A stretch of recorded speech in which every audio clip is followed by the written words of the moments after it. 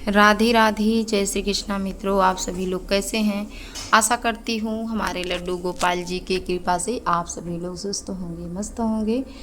और आप सभी लोगों को बरूथनी एकादशी की ढेरों सारी शुभकामनाएं। दोस्तों, 2025 में बरूथनी एकादशी कब की है और पारण समय क्या है, आप सभी लोग बने रहिएगा। पूरी पूजा विधि में जब भी आप सभी लोगों को पूरा पूजा विधि समझ में आएगी। दोस्तों, सबसे पहले तो मैं आप सभी को ये बता दूं कि 2025 में जो बरूथनी एकादशी है, अब की बार बहुत से मतभेद चल रहा है। ये कि बहुत से लोग कह रहे हैं 25 अप्रैल को है, तो बहुत से लोग कह रहे हैं 24 अप्रैल को है। लेकिन दोस्तों, हिंदू सत्य सनातन धर्म के अनुसार जो बरूथनी एकादशी है 2025 में, ये जो त्यौहार होता है, व्रत होता है एकादशी का, हिंदू सत्य सनातन धर्म में उदया तिथि के अनुसार ही कोई व्रत रखा जाता है। सूर्य भगवान जब उदय हो रहे हों उस टाइम पे जो घड़ी 2:30 या 6 घड़ी मिलती हो, वही तिथि पूरे दिन मान्य रहती है। तो इस नाते अब की बार 2025 में 24 अप्रैल 2025 को ही ये व्रत रखा जाएगा। और हमें यही चाहिए कि बरूथनी एकादशी के दिन हम अपने लड्डू गोपाल जी को बड़े ही भाव से सेवा करें। और बरूथनी एकादशी के दिन हमें सूर्योदय से पहले जाग जाने हैं, बिस्तर छोड़ देने हैं। दोस्तों, दैनिक दिनचर्या से निवृत्त होने के उपरांत हमें स्नान कर लेने चाहिए।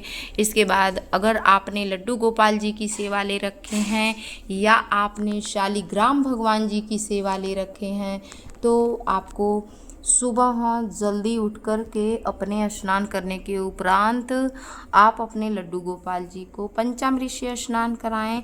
अगर पंचामृत से आप स्नान नहीं करा पा रहे हैं किसी कारणवश, तो कम से कम आप कच्चा दूध से स्नान कराने के उपरांत अपने गोपाल जी को फिर शुद्ध जल से ज़रूर स्नान कराएं।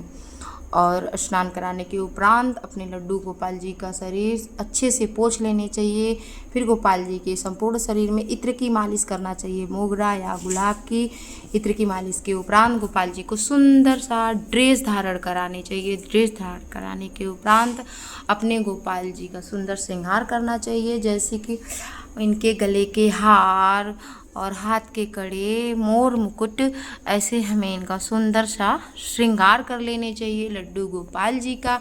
फिर भगवान जी के समक्ष आज की जो हम सेवा बता रहे हैं, बहुत ही सहज और सरल पूजा विधि है और सहज सेवा है, क्योंकि भगवान जी आपके भाव को ही ग्रहण करते हैं। और हमें भगवान जी के प्रति जितना हो सके उतना बड़े ही श्रद्धा भाव से भगवान जी के हमें भजन कीर्तन करना चाहिए। जितना हो सके उतना हमें बरूथनी एकादशी पे, क्योंकि जो एकादशी का दिन होता है उस दिन हम भगवान जी का जितना नाम जप करेंगे, हमें कई गुना बढ़ के उसका फल प्राप्त होता है। क्योंकि बरूथनी एकादशी जो है समस्त पापों को नाश करने वाली ये एकादशी है।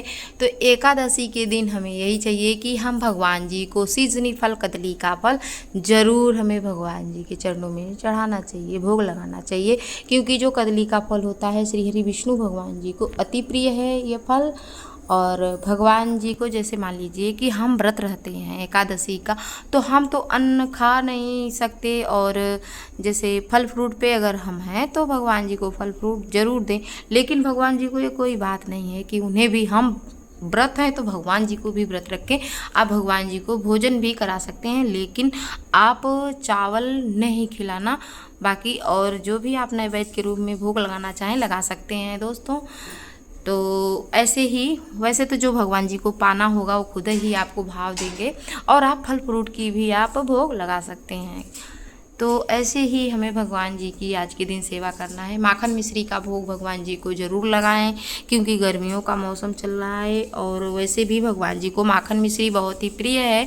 तो हमें भगवान जी को माखन मिश्री का भोग ज़रूर लगाना चाहिए। भोग लगाते समय हमें जल भगवान जी को ज़रूर पिलाना चाहिए, ज़रूर रखना चाहिए। क्योंकि जो जल होता है भगवान जी का मुँह परिक्षालन करने के लिए हमें जल भगवान जी को ज़रूर देना चाहिए।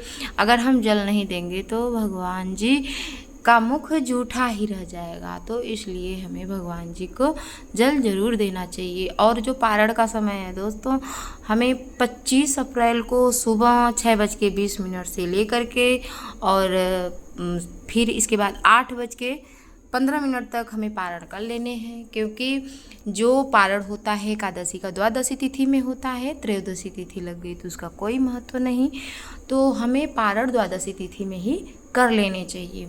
और पूजा पाठ करने के उपरांत दोस्तों, जो आप भगवान जी को भोग समर्पित किए हैं अपने पूरे परिवार में वितरण कर सकते हैं, और फिर इसके बाद आप पारण करें, और पारण में चावल को ज़रूर ग्रहण करना चाहिए, यही मान्यता है। तो दोस्तों, आप सभी लोग भगवान जी से पूजा पाठ के उपरांत क्षमा याचना जरूर करें। हे प्रभु, अगर हमारे पूजा पाठ में जो कुछ भी आपकी सेवा में कमियां रह गई हों, त्रुटियां रह गई हों, उसे क्षमा कीजिएगा। हमारे कन्हैया शीघ्र ही क्षमा कर देते हैं। और जो एकादशी का व्रत होता है हमारे श्री हरि विष्णु भगवान जी के चरणों में समर्पित व्रत होता है। तो दोस्तों, आप सभी लोगों को हमारी वीडियो कैसी लगी? अगर ये वीडियो आप सभी लोगों को अच्छी लगी हो और आप लोगों की थोड़ा भी यूजफुल हो तो लाइक सब्सक्राइब करना ना भूलें। प्यारा सा कमेंट लिखकर जरूर बताएं आप सभी लोगों को हमारी ये वीडियो कैसी लगी। और भी तीज त्यौहार की जानकारी प्राप्त करने के लिए हमारे किशन कन्हैया ब्लॉग चैनल को लाइक करें, सब्सक्राइब करें, ताकि हमारे आने वाली वीडियो के नोटिफिकेशन आप तक पहुंच सके। राधे राधे, जय श्री कृष्णा।